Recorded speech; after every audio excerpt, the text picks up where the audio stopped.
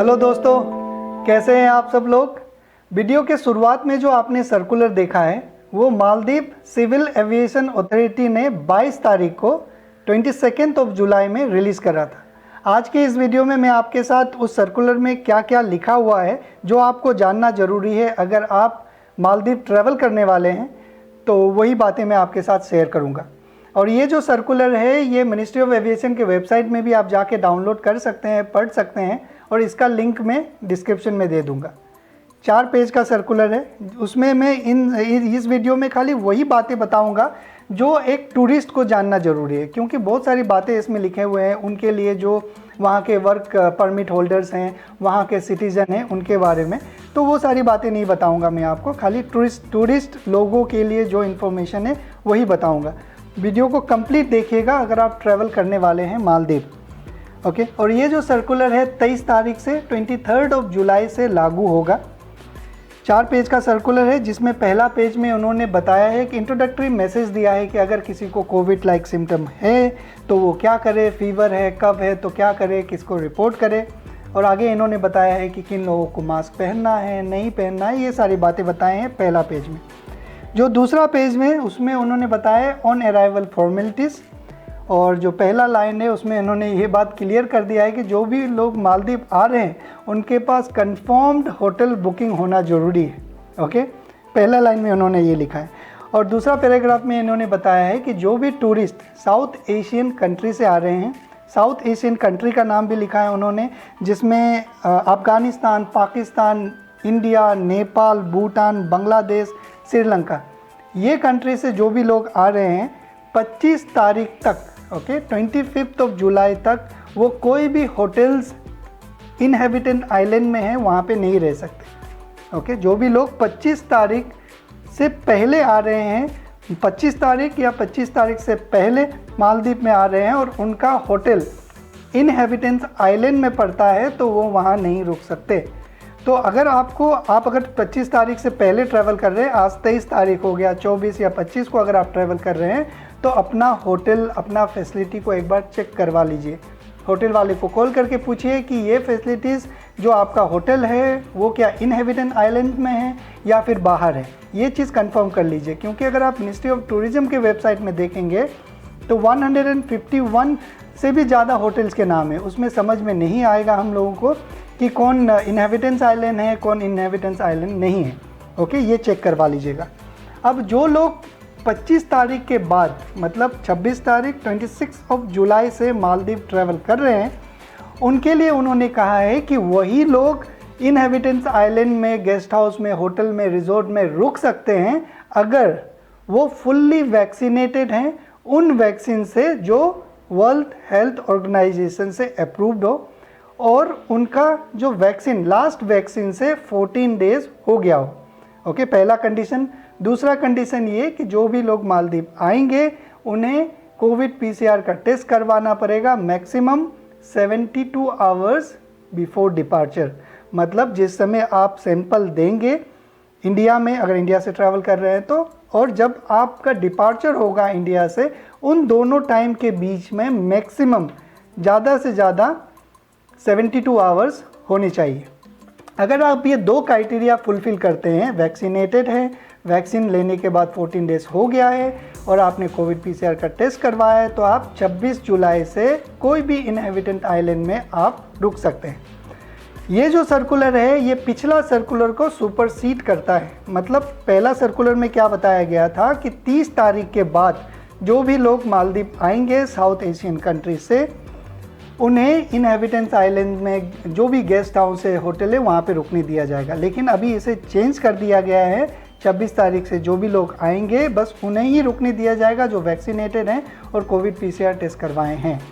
इसका मतलब ये है कि 26 तारीख से अगर कोई वैक्सीन नहीं लिया वाला टूरिस्ट है, अगर वो मालदीव जाए तो उन्हें रिजॉर्ट आइलैंड में ही रहना पड़ेगा, जो कि बहुत ही महंगा है। ओके, तो मैं उम्मीद करता हूँ ये समझ में आ गया होगा आपको। आगे इन्होंने फिर एक्सपेट्रिएट के बारे में बताया मालदीव का, और फिर बताया है कि कौन कौन से कैटेगरीज अलाउ हैं मालदीव में इंटर करने के लिए। उन्होंने बताया कि जितने टूरिस्ट हैं वो special visa holder, business visa holder, crew members, Maldives के सिटीजन, वहाँ के वर्क परमिट, ये सारे लोग मालदीव एंट्री करने के लिए अलाउड हैं। और आगे इन्होंने बताया कि जो कोविड पीसीआर टेस्ट है वो बच्चों के लिए जो एक गाइडलाइन है कि जो 1 साल से कम उम्र के बच्चे हैं उन्हें कोविड पीसीआर का टेस्ट नहीं करवाना है। ओके। और फिर नीचे इन्होंने बहुत सारी बातें बताएं उन लोगों के लिए जो मालदीव के सिटीज़न है या फिर वर्क वीज़ा होल्डर है, वो मैं आपको नहीं बताऊंगा। और यहाँ एक इम्पोर्टेंट बात यह है कि जो कोविड पीसीआर टेस्ट आप करवाएंगे उस रिपोर्ट में मिनिमम रिक्वायरमेंट्स इन्होंने बताया है कि ये सारे डिटेल्स होने चाहिए। क्या क्या होने चाहिए? आपका नाम होना चाहिए पासपोर्ट के हिसाब से, जो पासपोर्ट में आपका नाम दिया गया है सेम टू सेम वही होना चाहिए।